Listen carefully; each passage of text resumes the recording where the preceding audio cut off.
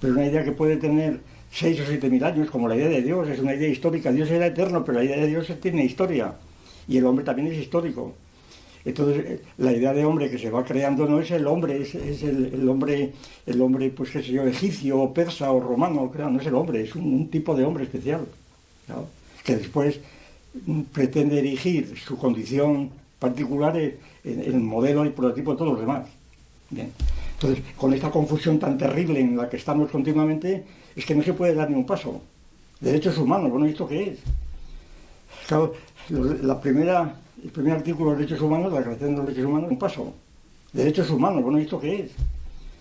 Claro, el primer artículo de derechos humanos, la Declaración de los Derechos Humanos, dice así: todos los hombres nacen libres. Mentira, mentira, completamente. Hombres, que no queremos decir eso, pues no lo diga.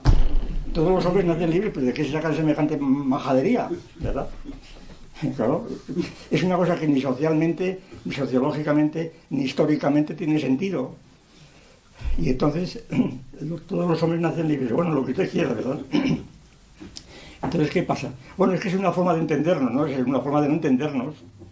Una forma de no entendernos. Vamos a Platón. Platón tiene un libro realmente impresionante. Bueno, Platón parece que es actual. Platón, que ahí se ve lo que es nuestra cultura, ¿no? Que como estamos, es decir, que la cultura empieza con los griegos, cosa que no ocurre cuando lees cosas de Confucio. Hace unos días estuve leyendo cosas de China, estuve leyendo lo de Confucio. Yo no sé lo que les pasará, se cae de las manos. Yo a las 2 páginas tengo que dejarlo. Es una cosa insoportable, estúpida, una cosa, ¿no?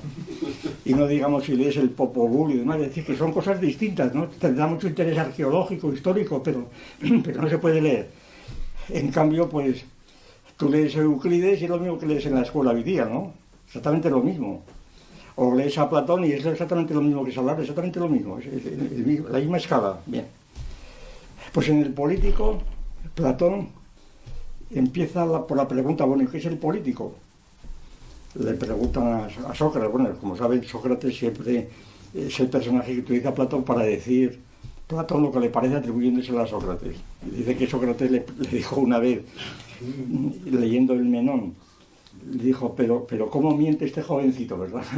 Porque cosas que decía Platón. Bueno, total que en el político, Platón, bueno, habría que leerlo en detalle, pero así en general. Dice Platón, el político, después de mucho desviar, dice, bueno, que el político es un pastor, es un pastor. Es el pastor de un rebaño, dice, que no está mal para empezar, ¿verdad? El político es el pastor de un rebaño. Y le pregunta, bueno, pero hay muchas clases de rebaño. ¿Un rebaño con cuernos o sin cuernos? ¿Verdad? Dice, no, el político es un pastor de rebaño sin cuernos, ¿verdad?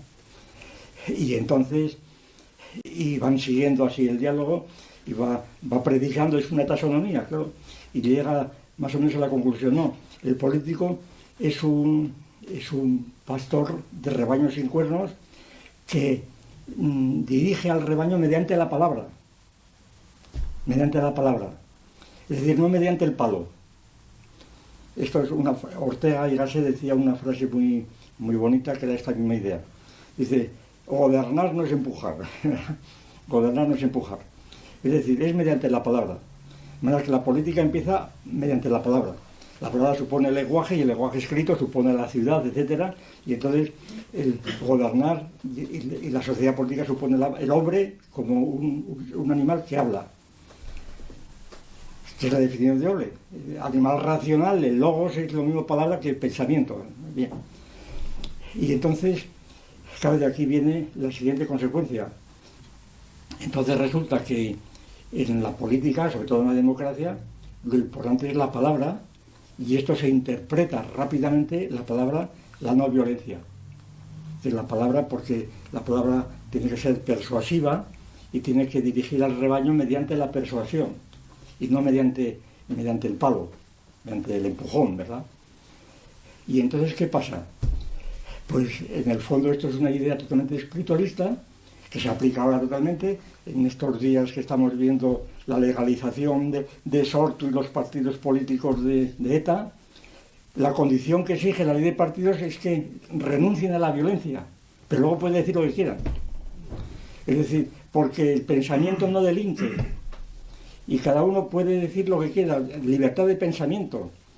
Claro, el pensamiento, eso de la libertad de pensamiento también es una cosa muy difícil, porque el pensamiento no es libre. Es decir, si yo estoy estudiando el teorema de Pitágoras, yo no soy libre para decir que no, porque es que no hay libertad. Cuando hay libertad es cuando no sabes la cosa, cuando la sabes no hay libertad. Habrá libertad de expresión, pero el pensamiento verdadero no tiene libertad. Esto es la teoría central de Platón y Aristóteles. El pensamiento, o bien aquello que decía Lenin, ¿para qué querrá ser la libertad de pensamiento? Claro, libertad de pensamiento, ahora piensa y empieza a decir tontadas, tonterías, pues bien, todo lo que quieras, pero eso no es pensamiento, eso es delirio, lo que fuera, ¿no? O literatura, muy bien, muy bonito, pero eso no es pensamiento, no es otra cosa de pensamiento.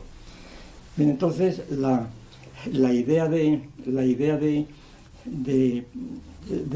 eso de violencia, de no violencia, es una definición puramente negativa que supone el espiritualismo de que el pensamiento es por sí mismo valioso, es espiritualismo metafísico, es idealismo puro, y por tanto pues el pensamiento es algo que debe dejarse que fluya, porque por sí mismo es excelente.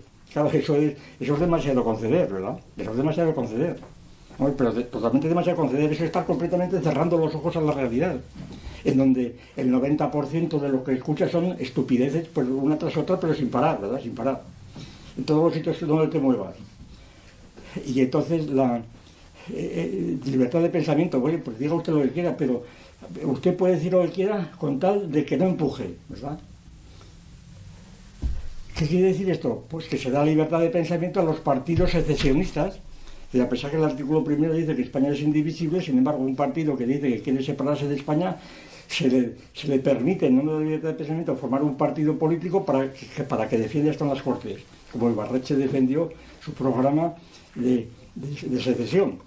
O en Cataluña lo mismo ahora con el Estatuto, etc. Es decir, que aquí no se trata ya de la cuestión de la libertad de pensamiento, sino incluso de la libertad de asociación de una facción para ir en contra de la propia Constitución. Claro, eso parece una contradicción completa, pero sin embargo se salta por encima por la libertad de pensamiento. Entonces, claro, la cuestión de la situación de Aristóteles es también muy parecida.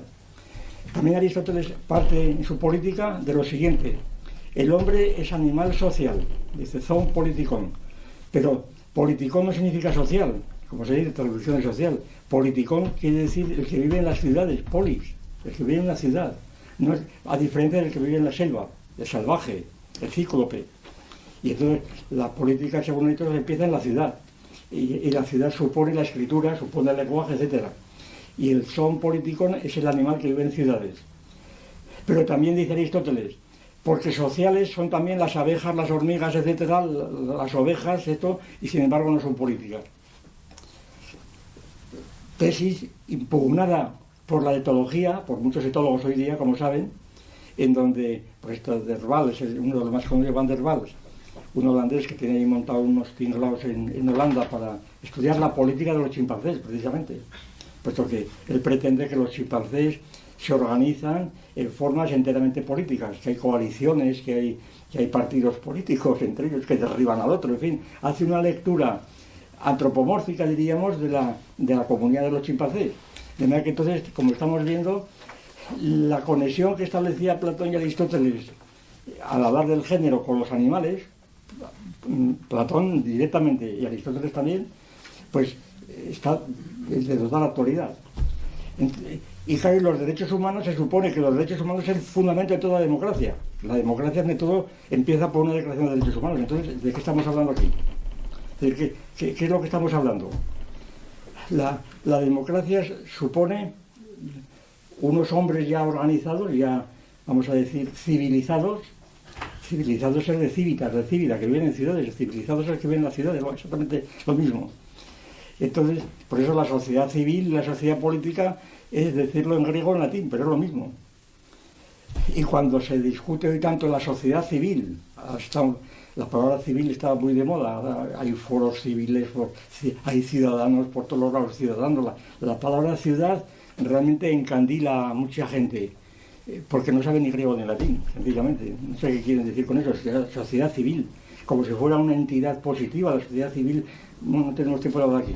Sobre esto hay muchísimo como que hablar. Pero en fin, la sociedad civil, a mi juicio, es otro mito completamente. No hay tal sociedad civil. La sociedad civil es una sustantivación, como si fuera unitaria, de algo que es esencialmente heterogéneo, que no tiene nada que ver unas cosas con las otras, y que se llama sociedad civil precisamente para oponerla a la sociedad política. Pero que en sí misma es una clase negativa, no es una clase positiva. Es la clase de lo que no es política, lo que llaman el tercer sector, el segundo sector, etc.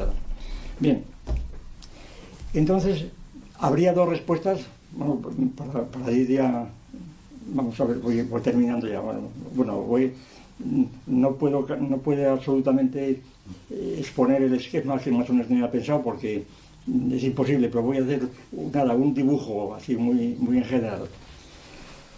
Ante la pregunta ¿qué es la democracia?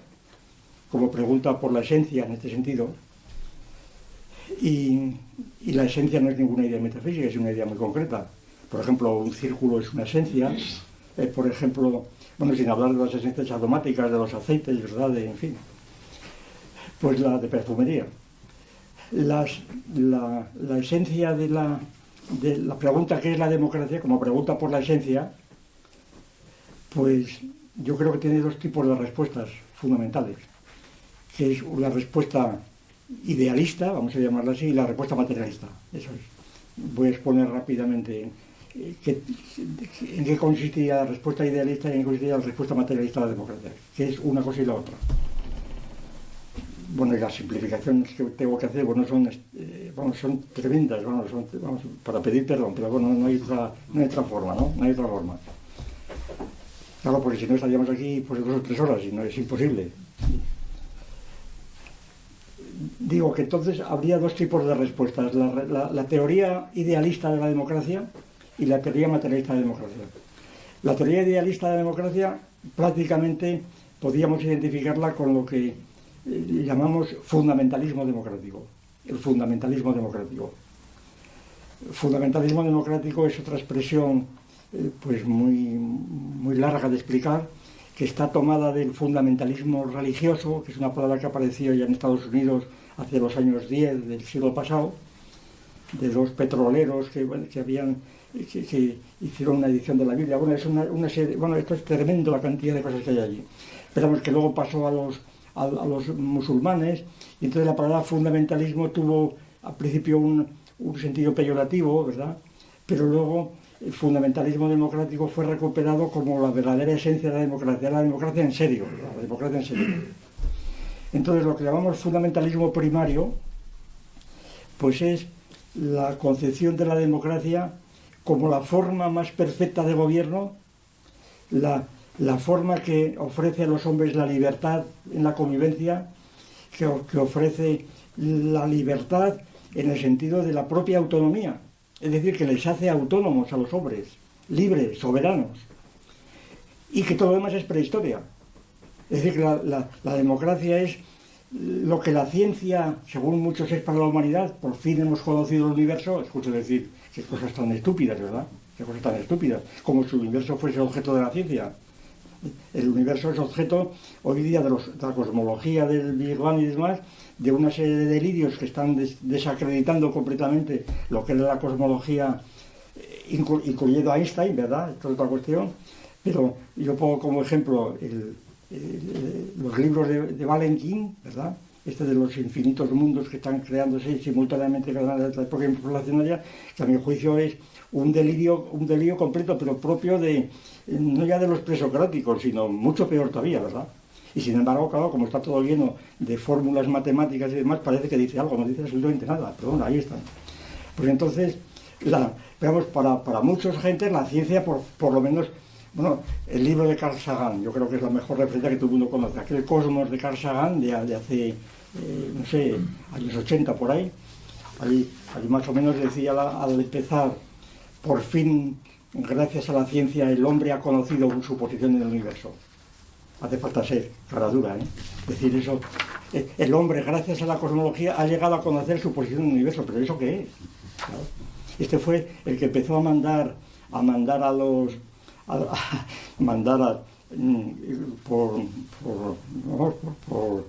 el observatorio Arecibo y demás, que mandaban mensajes a los extraterrestres. Yo recuerdo todavía en la Expo 92 de Sevilla me tocó, bueno, de repente me encontré que me dijeron, existe aquí una opereta que puede mandar un mensaje a un extraterrestre, elija usted qué estrella, ¿verdad? Y ponga un mensaje. ¿Y cuándo recibo la respuesta? No, dentro de 4.500 años. Años luz. Bueno, pues nada, vamos a echarlo. Bueno, y había unas colas impresionantes, porque todo el mundo echando el papelito. ¿Bien? Entonces, ¿qué es es decir, la impresión que yo tengo, ya soy muy viejo, ya estoy acercándome a los 90, ¿verdad? Para darles una idea, la impresión que yo tengo es que vivimos, y la gente vive sobre todo en la absoluta ignorancia, en el conjunto de apariencia, de que la gente cree que entiende cosas, no entiende nada. Cuando más claras son las cosas, más oscuras las tiene. La ciencia, el universo, ¿verdad? Los derechos humanos, todo eso son completamente fantasías, ¿no? Completamente productos abstractos, ¿verdad? Que no tienen realidad ninguna. Bueno, pues el idealismo democrático responde a la pregunta ¿qué es la democracia? Diciendo la democracia es el descubrimiento de la humanidad definitivo, mediante el cual primero la historia se divide en dos partes, la edad predemocrática y la edad democrática, ¿verdad? Que empezó en la Revolución Francesa, en Virginia o en 1987, ¿verdad? O después del golpe de Tejero empezó ahí la democracia, y antes era prehistoria, era la dictadura, etcétera. Y las sociedades se dividen también en dos grupos, claro, las democráticas, que es el bien, y lo otro que es el mal, es el demonio. Bien. Incluyendo aquí las democracias populares. Bien. ¿Y qué quiere decir con la libertad? Pues la libertad, claro, es un concepto, más cosas decir la libertad. Lo de la libertad, bueno, eso tiene unas... Que soy libre, ¿qué quiere decir libre? Bueno, la libertad, políticamente, la libertad se aplica a la colectividad, a la nación. Es decir, una nación es libre con respecto a otras naciones, cuando no está sometida a otras naciones. Si una nación o un Estado está sometido a la tutela, a la dirección de otro Estado, no es libre, es evidente, ¿no? Es una colonia o lo que fuera. Pero luego el individuo, la libertad del individuo, libertad de, que se llama, libertad, hay una distinción tradicional entre libertad de y libertad para. La libertad de es la libertad negativa, la libertad del pájaro en la jaula, la liberas y es libre, ¿verdad? Esta es la libertad que entiende la gente, más o menos, libertad de. Pero la libertad para es la libertad para hacer algo. Si tú eres libre, yo recuerdo cuando la época de Franco, esto se ha repetido muchas veces, pero vamos, los que somos viejos lo hemos vivido. Todos los amigos que tenías en las facultades, los colegios, tenían las mesas llenas de libros que no podían publicar, porque no había libertad, ¿no? Y luego resulta que cuando se abrieron las carpetas no había nada, ¿verdad? No había absolutamente nada. Pero absolutamente nada, nada. Y entonces, ahora tenéis libertad. A ver, ahora habla tú, a ver, ¿qué se te ocurre decir? Pues 4 vulgaridades, así como suena, 4 vulgaridades espantosas, ¿no? Y entonces la libertad, la libertad de, se entiende, yo soy libre. Yo creo que este es el mecanismo fundamental que mueve a las masas a hablar de democracia. Yo soy libre en mis opiniones con respecto a mis vecinos, a otros ciudadanos. A mí no me manda nadie. Mi juicio es mío, soberano. Yo puedo decir lo que quiera. Y yo exijo, por tanto, que se me tolere. La tolerancia, la que digo. Porque mi libertad, se dice, es decir, esta fórmula que algunos piensan que ya es la solución definitiva de la ecuación, ¿verdad? Mi libertad llega hasta donde empieza la libertad de los demás. Entonces no eres libre, ¿no? Entonces se dice como si fuera un descubrimiento cuando es justamente la negación de la libertad. Si resulta que tu libertad está limitada por los demás, la limitación es tan grande que prácticamente te quedas sin libertad, claro. Si tú tienes que tolerar todas las estupideces que se dicen alrededor para no ofenderle, porque la libertad está unida a la tolerancia, entonces tú no eres libre. Entonces, ¿por qué dices que tu libertad termina allí? No termina, es que no empieza. Pero bueno, vamos a suponer que empiece. Entonces, yo soy libre y yo pienso totalmente lo que quiero. Bien. ¿Qué ocurre entonces? pues que naturalmente en la sociedad política, y yo como ser libre, pues organizo una sociedad según una constitución que nosotros mismos nos hemos dado. Eso se dice continuamente. Estos días se está diciendo, el año 78 el pueblo español se dio a sí mismo su constitución. A mí me recuerda el barón de Munchausen cuando se agarraba de los caballos para no caerse, ¿verdad? O sea, ¿cómo te puedes dar a ti mismo una constitución? Es decir, que eso es la causa suya, eso es un sinsentido completamente. Eso es suponer que el pueblo ha dado la constitución, pero el pueblo no sabe lo que es, el pueblo no entiende nada. Y ahí viene la cuestión. Que bueno, pero es mediante la democracia está el sistema representativo. Muy bien, el sistema representativo. Es decir, el pueblo tiene sus representantes que naturalmente van al Parlamento, y el Parlamento es como una jibarización del pueblo. Es decir, el pueblo que tiene 40 millones, naturalmente no se pueden reunir. Esto eran las democracias cantonales de Rousseau suizas, pero ya en una democracia de 40 millones o de 200 millones, pues se jibariza en un parlamento que es la transformación del pensamiento del pueblo en esos representantes. ¿Qué quiere decir representantes? Eso no tampoco se preocupan de saberlo.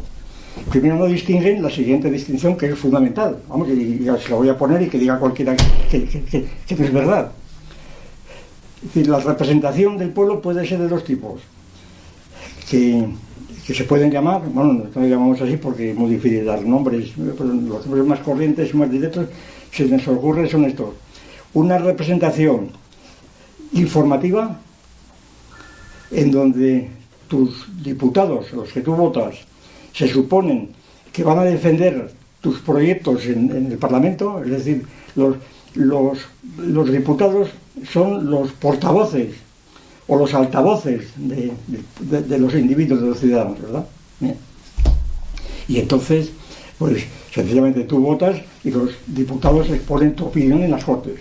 Por tanto, la soberanía se traslada del pueblo al Parlamento, con el decir, el salto mortal que se da ahí.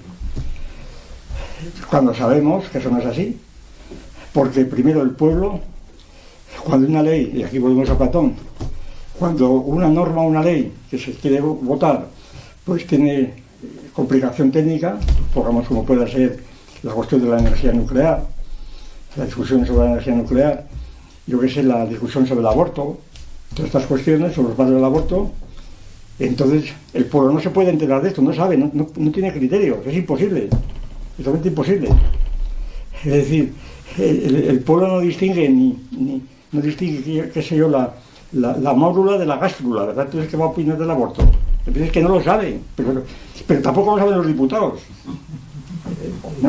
Pero lo hemos visto en la discusión de la ley del aborto, pero aquella gente, empezando por aquella señora Viviana, que decía que el feto no era un ser humano o algo así, una cosa para verla de fenestral inmediatamente, ¿no?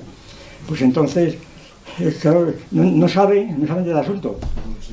Entonces se dirá, bueno, por tanto el pueblo no puede transferir su opinión porque no tiene opinión. Esto es en el supuesto de que la representación fuese pues esto, informativa, de pura transferencia, transformación idéntica, diríamos. Pero de hecho la representación es conformativa. Es decir, los diputados son delegados del pueblo no para reexponer sus ideas en las cámaras, sino para formar esa opinión. Si le delegas a ellos, pues como decía Protágoras, como los atenienses buscaban a un arquitecto para hacer una casa o a un armador para hacer un barco, ¿verdad? Pues buscan a unos expertos para hacer leyes que prácticamente son todas. Y entonces, ¿qué quiere decir representando el pueblo? Si el pueblo no se entera de una cosa neutra, ni los diputados, si lo que hacen son unas cúpulas que están organizadas de expertos, que se eligen los expertos. Entonces yo lo vi minuto a minuto en la ley del aborto, que la seguí muy de cerca porque me interesó mucho el asunto, sobre todo para ver cómo funcionaba la democracia, ¿no? Aquello era una cosa que se ve con el dedo, lo que era aquello. Aquello era una cosa puramente ideológica, estaba ya preestablecida, con ideas totalmente... Bueno, no podemos hablar de esto porque es muy largo, pero en fin. Entonces la idea de aquello era que la ley que se votó, aquella como otra cualquiera, era una ley establecida, conformada por una élite ideológicamente determinada enteramente, una élite pues de expertos. Se nombró una comisión ad hoc de biólogos, de médicos, etcétera, que decretaron, que informaron que efectivamente, biológicamente, bueno, es una cosa que da vergüenza ajena, cuando se estudia un poco aquello. Pero había otra comisión, aquellos de los 1000 que firmaron, que eran tan eminentes personajes como los otros que sostenían lo contrario. Entonces, simplemente a la vista de los dos grupos de opinión, podías simplemente desde fuera determinar que aquello era una broma todo. Es como cuando oyes dos telediarios de cadenas nacionales y uno te dice que va a llover y otro que no va a llover. Entonces sabes que no sabes nada, ¿verdad? Tú puedes decir lo que quieras y eso pasa constantemente. Si te preocupas de ver 2 o 3 telediarios el mismo día. Entonces, es cómo funciona. Entonces resulta que la democracia representativa, conformativa, pues en el fondo es una aristocracia. Lo que están mandando es una élite, las cúpulas de los partidos, que son la partitocracia, y entonces es una aristocracia o una oligarquía, o una partitocracia, se dice muchas veces, el estado del partido. Y el idealismo consiste precisamente en esto, en creer que el individuo, por haberse declarado libre en sus opiniones, tiene autoridad suprema sobre sus opiniones, no tiene que depender de nadie, ni tiene que escuchar a nadie. Si usted dice lo que quiera, pero yo digo esto todo el mundo tiene experiencia, bueno, yo he tenido abundantísima. Después de una discusión, bueno, usted dirá lo que quiera, pero yo quiero esto, bueno, pues ya está. Esto constantemente, esto tengo yo anécdotas, todo lo que se quieran, ¿verdad? Usted dirá todo lo que quiera, pero entonces es muy abstracto, yo digo esto, bueno, pues ya está. De acuerdo, se acabó. Queremos que viajes sin límites, que no te pierdas ninguna recomendación local, siempre conectado. Entonces, ¿qué ocurre? Y cuando la objeción, bueno, pero si lo que tú piensas, todas las transformaciones que ha pasado esto hasta que sale el proyecto de ley y luego la letra de la ley, ¿qué ha pasado allí? Y además, lo que tú opinabas ha sido derrotado en las Cortes, de manera que además no ha salido tu opinión. Cierto. Para más Inri, lo que tú pensabas ha salido lo contrario. Y dice, bueno, no, pero es que yo he tenido intervención en la formación de la voluntad colectiva, porque yo he intervenido precisamente con mi voto esto. Bueno, en el caso de que haya votado, haya sido victorioso, se puede discutir completamente su voluntad de que interviene, no interviene nada, pero vamos a concedérselo. Pero lo más curioso, y es lo que se llama la grandeza de la democracia, lo más curioso es el que ha sido derrotado. Bueno, tú has sido derrotado, ¿qué pasa aquí? Dice, bueno, es que la grandeza de la democracia consiste en que las minorías se plieguen a las mayorías. Pues vamos a ver, señor mío, se pliega no a la materia de la ley, al contenido no te puedes plegar. Si tú has dicho que el aborto era un asesinato, tú no puedes decir porque es legal, porque es una ley democrática, no puedes decir eso. Tú lo que te has plegado no es a la materia de la ley, sino al consenso del procedimiento como se ha obtenido. Consenso que te da la esperanza de que en las próximas legislaturas tú vas a hacer otra ley y la vas a cambiar. Entonces el consenso no es un acuerdo. Yo en un artículo tengo demostrado con un ejemplo aritmético cómo el consenso y el acuerdo son cosas totalmente distintas, que puede haber consenso sin acuerdo y con un desacuerdo máximo. Eso se demuestra claramente haciendo unos números ahí. Bien. Entonces, la idea de la ilusión democrática es esto, es creer que yo intervengo porque estoy de acuerdo, ¿no? porque he prestado mi consenso a que salga esta ley, a pesar de que yo pertenezco a la minoría, esta es la grandeza de la democracia, cuando lo que es la miseria. La miseria, lo miserable de la democracia es que la minoría tenga que aceptar esto para poder permitir que la democracia, que el sistema sea recurrente. Es decir, es una solución práctica, ¿verdad?, ingeniosa, para decir, bueno, pues si ahora en las próximas legislaturas volvemos a votar y sigo perdiendo, pues las próximas, y así n más 1 más n más lo que quisiera, ¿verdad? Y si resulta que pasan ya 40 años, bueno, ya te mueres tú y tus hijos y siguen votando, pues nada, lo que tú quieras, que sigue la ilusión, ¿verdad? La ilusión democrática. Yo he intervenido en esto, claro. Entonces, realmente, aquí no hay quien... Bueno, y la ilusión democrática y la idealismo democrático consiste sobre todo en esto. Esto es más difícil de explicar, lo voy a poner en 2 palabras. Consiste en suponer, aquí habría que echar mano de una famosa cuestión que planteó Aristóteles hablando de la geometría aritmética, lo que llaman la incomunicación de los géneros. Es decir, los géneros son incomunicables, es decir, Aristóteles lo aplicaba y los griegos, y después Laín y demás, la incomunicación de la aritmética y la geometría, que parece que la geometría analítica ha superado aquello de comunicación, pero no, bien.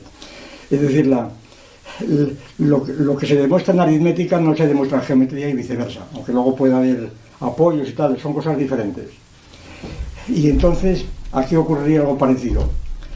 El idealismo democrático respondería en el supuesto de que la democracia pertenece a un género de sociedad política en donde el consenso y el acuerdo se organizan mediante unas normas de tribunales, constituciones, etcétera, poder judicial, etcétera, se organiza de forma que eso es lo fundamental, lo que llamamos la capa conjuntiva. Y otro género distinto de esta democracia, que viene a ser el concepto jurídico de democracia, a otro género pertenece todo lo que tiene que ver con la economía, con la guerra, con la violencia, que ya no son cosas democráticas, que están allí pues como déficits, se dice déficits, ¿verdad? Son déficits, que a lo mejor se arregla. Hombre, tiene déficits la democracia, como si fuera una lavadora que tiene ahí una palanca, tiene un déficit que se ha oxidado y lo cambia y ya está, ¿verdad? Un déficit. No son limitaciones constitutivas, no son accidentales ni deficitarias. Y entonces, esta idea de la democracia como algo que pertenece a ese género social de una sociedad política y que lleva justapuesto o al arrastre otros géneros que son necesarios sin duda, pues como puede ser pues toda la economía política, como puede ser la explotación de las riquezas, del terreno, de lo que fuera, pues entonces que eso es secundario, porque la democracia se puede trasplantar de una a otra y porque la democracia da la paz. Eso es puro idealismo. Cuando ocurre, por ejemplo, y el idealismo consiste en que si hay alguna crisis, más democracia. Por ejemplo, lo vemos estos días, si ha habido una crisis, o está habiendo una serie de en el Cairo, en Túnez, el Cairo, ahora Libia, etcétera, Yemen, Bahrein, etcétera, ¿qué hay que hacer? Pues es que los pueblos quieren la democracia, esto lo vimos todos los días, es que quieren democracia, quieren más democracia. Y como no tenían democracia, pues por eso ahora quieren democracia. Pero ¿cómo es? Si llevan 40 años con la dictadura, y además dictadura que está inspirada en ideólogos socialdemócratas, como era Mufarad y todos los demás, que pertenecían al Partido Socialdemócrata. Entonces, ¿pero de qué están hablando ustedes? No, es que quiere la democracia el pueblo. Hombre, lo que quiere es comer. Lo que quiere es comer porque hay una crisis económica monumental y además porque la democracia, la democracia en estos países, si echa mano ahí la yihad, pues se va a convertir en unas democracias pues también teocráticas, ¿verdad? Que todavía es peor, todavía con la enfermedad. Y porque todo este régimen de la época de Nasser, asesinado, como saben, el Sadat, asesinado, los hermanos musulmanes, todas estas democracias, todas estas dictaduras que se dicen, que no eran dictaduras porque Mufarad fue elegido por el 90% de los votos, varias veces, ¿verdad? Y él era la cúpula del ejército egipcio y quien ha quedado es el propio ejército egipcio, su segundo, el propio primer ministro, sigue todo exactamente lo mismo. Entonces, ¿qué pasa? Pues que gracias, si Europa mantenía y Estados Unidos mantenía a estos dictadores era para frenar precisamente, porque como militares habían estudiado en Estados Unidos y lo pasó con Atatürk, tenían una perspectiva más occidental, diríamos. El caso de Atatürk es clarísimo. Sí, el caso de Turquía, Atatürk pues occidentalizó en todo lo que pudo el Imperio Otomano y les hizo europeos y entonces los militares en Turquía han representado durante muchas décadas, pues, vamos a decir, sí, el racionalismo, al margen de las prácticas de los talibanes o de los teólogos, ¿no? Y lo mismo pasó en Egipto, etcétera. Y entonces, por eso las mantenían, porque había una garantía de que estos dictadores iban a frenar un poco, pues, estos movimientos islámicos. Ahora, se caen, claro, es que han robado, es que no queremos que hayan robado. Simplemente, pues ya se veía hasta dónde iba la revolución, cuando, que es un poco con lo que decía, el otro día decía un general, que cuando el 23F, desde 30 años, que él ya vio que no iba la sangre del río porque los tanques iban por Valencia y se paraban en los semáforos. No iba la sangre del río, claro. Claro, está cierto, ¿sí? Porque bueno, vamos a dejar de este asunto porque esto es otra cuestión, ¿no? Bueno, total, que la respuesta del idealismo democrático sería esta, que la democracia es una forma de organización social que, claro, necesita, por supuesto, pues unos mínimos económicos para poder subsistir, pero que lo fundamental es presenta otro género. Es un poco como cuando decimos, bueno, una televisión necesita energía eléctrica porque si no los circuitos y demás no funcionan. Pero no me voy a usted confundir la energía eléctrica con el enchufe con la televisión. La televisión es una estructura que funciona por sí misma, claro, con una mínima energía eléctrica, pero es otro género. La energía eléctrica tiene otro género del género de los válvulas, circuitos o lo que sea. Pues aquí pasa igual. El idealismo político democrático sería esto: la democracia es un sistema social de convivencia legal, Estado de Derecho, etcétera, mientras que todo lo demás pues pertenece a otro género, que sí está ligado con ello, pero otro género. Bueno, pues el materialismo político, claro, pues estoy en lo contrario. El materialismo político parte de un principio fundamental, que no hay género humano, que no hay género humano. Por tanto, que lo que llamamos sociedad política es un resultado histórico muy largo, después de miles de años prehistóricos, y entonces este género humano, estas bandas que están en esto, pues van evolucionando, como es bien sabido, en fin, en los estados de clanes, de tribus, etcétera, de confluencias. Cuando confluyen, algunas de ellas forman poblados, protociudades o lo que fuera. Y ¿cuándo empieza el Estado? Pues el Estado empieza, según la teoría materialista, principalmente en este momento.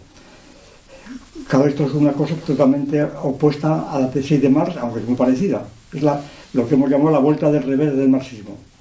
Marx sostuvo, como es bien sabido, y lo siguen sosteniendo todavía están, por ejemplo, en España, constantemente se escuchan todavía por parte de políticos procedentes del marxismo tradicional, se escuchan estas ideas. La teoría de las clases sociales. La humanidad se divide, el pecado original de la humanidad es que se ha dividido en clases desde el principio, los explotadores y los explotados. Y entonces el Estado es un instrumento de los explotados para mantener bajo su sujeción indefinidamente a los explotados. Y el Estado es esto, es un instrumento para esto. Claro, es una cosa tan vaga, porque Marx no tuvo en cuenta que el escenario donde se produce esta lucha de clases es ya el escenario de una sociedad política. Es decir, todos los ejemplos que ponen Marx y Engels de Roma, del modo de producción asiático, de los aztecas, de los incas, etcétera, suponen ya un estado político, de algún modo, un estado, y allí tiene lugar la lucha de clases. Y la lucha por la propiedad privada, pero antes no hay propiedad privada. Es decir, antes de que se haga el Estado, ¿dónde está la propiedad privada? El derecho de propiedad, pero ¿derecho de qué? Derecho natural, además. En las facultades de Derecho hay asignaturas que se llama Derecho Natural. Hace falta, bueno, yo he tratado con muchísimos colegas de Derecho Natural, bueno, es una cosa impresionante, ¿verdad? Eso es como el flogisto, como hablar del flogisto en una facultad de química, ¿verdad? El derecho natural. Es que los incas dicen, esto lo dicen constantemente, con gente que viene de México, del Perú, siempre tenemos la misma bronca. Es que los españoles entraron en América y no tenían derecho, teníamos nosotros el derecho. ¿Por qué teníais el derecho? Hombre, el derecho natural. El primer ocupante, coño, el primer ocupante eran los monos que estaban por allí. Y entonces el único derecho natural que teníais era la resistencia que podíais oponer a los otros. ¿Por qué el primero que se lo coge va a ser suyo? En virtud del derecho natural. ¿Y por qué el segundo no va a tener el mismo derecho que vosotros? Es decir, y sin embargo esa tesis es un dogma para todo el derecho internacional. Es que eso sirve ya cuando ha rodado históricamente la situación y cuando entre los diferentes estados se ha establecido un equilibrio en donde hay una especie de pacto para que uno no se meta en el territorio del otro. Pero es otra cosa diferente, eso no es derecho natural, eso es derecho artificial e histórico, como es el derecho internacional. Y entonces el derecho internacional se creen que es el derecho primario. Esto lo dicen los profesores de derecho internacional. Pero ¿qué va a ser? El derecho internacional es un resultado de pactos completamente contingentes y variables a lo largo de la historia. Ya ha variado completamente. Entonces no hay tal derecho internacional como derecho, es un derecho postizo completamente. Bien, voy a ir terminando ya. Entonces, el acto originario, diríamos, del Estado es lo que llamamos la apropiación de un territorio. Ese creo que lo que no consideró Marx ni Engels.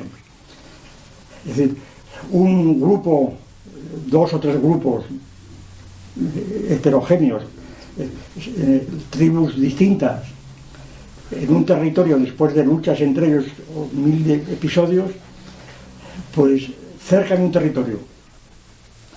Y ese territorio, que es lo que llamamos la capa basal, eso es el fundamento del Estado. Y ese territorio implica pues la riqueza de la nación, sencillamente. Ese territorio implica pues las minas, las aguas, los bosques, la caza, etcétera, el aire, ¿verdad? El aire está... Es decir, Kelsen comparaba esto con una serie de pirámides o de conos que tenían el vértice en el centro de la Tierra y luego las aristas eran tangentes a los perímetros de cada estado y luego seguían hasta el infinito, ¿verdad? Hasta el infinito no, porque luego viene el espacio aéreo, etcétera. Bueno, entonces, de manera que la Tierra políticamente era como una especie de alfiletero, ¿verdad? Lleno de conos que estaban allí. Entonces, sobre la apropiación de un territorio más o menos amplio, viene inmediatamente la defensa de ese territorio, claro, lo que llamamos la capa cortical, defensa porque claro, ese territorio está siempre sometido a que otros quieran entrar en él. Y a los cuales necesitamos a su vez para todo, para intercambios comerciales, intercambios de mujeres, etc. La antropología está llena de situaciones de este tipo. Y entonces esa capa cortical a su vez está vinculada a la capa conjuntiva, que llamamos, que es la serie de relaciones entre los que están allí, entre las familias, las clases, los individuos, para establecer relaciones de propiedad, sobre todo, que vienen ahora. Es decir, una vez que está apropiado el territorio y que el territorio es común de los que están allí, viene un reparto de esas tierras, reparto desigual, siempre son algunos experimentos que se han hecho pero que han durado muy poco, reparto desigual, en donde las tierras y las riquezas que conllevan, minas, etcétera, las tierras se reparten desigualmente entre familias, individuos, etcétera, otros quedan desposeídos, y allí empieza la lucha de clases, pero la lucha de clases es posterior al Estado, no anterior al Estado. Y la paradoja que se suscita aquí, que es importantísima para analizar luego los estudios históricos, es lo que llamamos dialéctica de clases y dialéctica de estados. Resulta que los que viven dentro de un territorio son cómplices, aunque sean desposeídos de los que poseen, de la posesión de ese territorio frente a otros. Y entonces cuando estalla una guerra mundial, como pasó con la Primera Guerra Mundial o con la Segunda Guerra Mundial, cuando los obreros franceses dicen a los alemanes, somos proletarios, somos hermanos y no queremos ir a la guerra, ¿verdad? Y entonces hacemos el boicot a la guerra y vienen los espartaquistas y Rosa de Luxemburgo y Liebknecht y entonces los socialdemócratas los fusilan, ¿verdad? Somos todos hermanos proletarios y todo lo que quieras, pero cuando empieza la guerra unos son los franceses y otros los alemanes y las guerras entre franceses y alemanes. Y los otros, ¿qué pasa? Sí, somos hermanos, pero sobre todo somos franceses y alemanes, ¿verdad? Y lo mismo pasó en la Segunda Guerra Mundial. Entonces resulta que ¿Qué pasa? Que la lucha de clases ha desaparecido, no, pero está totalmente mezclada con la lucha de estados, que son otras cosas totalmente distintas. Es como la geometría y la aritmética, ¿verdad? Son géneros diferentes que están luego intersectados. Y claro, estas son cosas que hace falta cierto análisis más o menos sutil para entender de lo que pasa allí, no mezclarlo todo de un modo zafio, grosero. Entonces, claro, el materialismo significa principalmente que el territorio, que es el nombre materialista de la patria, lo que llamamos patria, la patria no es un cuento romántico, la patria es el sitio en donde están la riqueza de la nación, la riqueza originaria, y por supuesto están los antepasados, desde luego, pero sobre todo la riqueza. Entonces la patria no es simplemente un concepto romántico o idealista, ¿verdad? Es al revés. Eso es lo que quiere, lo que pensaba, por ejemplo, Zapatero en consecuencia, o Peces Barba, catedrático de Filosofía del Derecho Natural, también. Pues que yo lo conozco hace muchos años, ya lo conozco de cerezo, como así decir. Bueno, pues esta idea de que el derecho natural que tienen a la patria, que es y la nación y los límites de Estado, que son cosas secundarias, eso lo han dicho varias veces. Bueno, los límites de la nación son cosas históricas secundarias. De ahí que qué más da que se separen unos y otros. Claro, ahí está la cuestión, que cuando se habla de la unidad indivisible de la nación no se habla simplemente de un concepto romántico, se habla de una realidad positiva. De forma que cuando una región quiere secesionar, como pasa con el País Vasco y Cataluña, en nombre del idealismo político, en nombre de que se han reunido y han dicho que quieren ser independientes. Bueno, eso lo dirán ustedes. Es como si yo digo, dicen, es que yo no me siento español, yo tampoco me siento registrado de la propiedad, a mí qué me importa, ¿verdad? Es que yo me siento catalán y yo me siento notario. Pues muy bien, pues y siéntase lo que usted quiera, ¿verdad? Es que el ser español no es un hecho objetivo, no es un hecho subjetivo, eso es idealismo puro.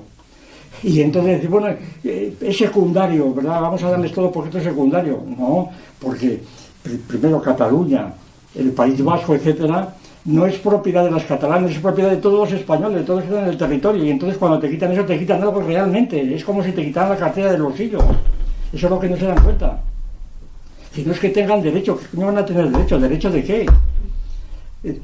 El derecho que tienen es la fuerza que tengan para resistir. Claro, si no metes los tanques en Bilbao, entonces sí que tendrán derecho, pero hay que meter los tanques a Bilbao si tú quieres realmente la unidad de España, cuando llegue el momento. Hay que meter los tanques y los misiles y lo que sea. Y si no, no hay nada que hacer. Y si tú no tienes potencia para hacer eso, entonces, como lo hicieron los americanos en todas las guerras del sur, como lo hicieron los soviéticos, como lo hizo todo el mundo, ¿verdad?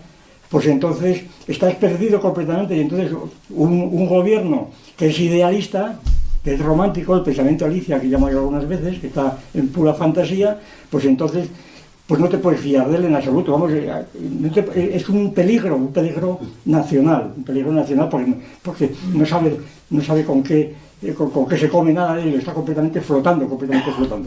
Bueno, pues vamos a terminar ya.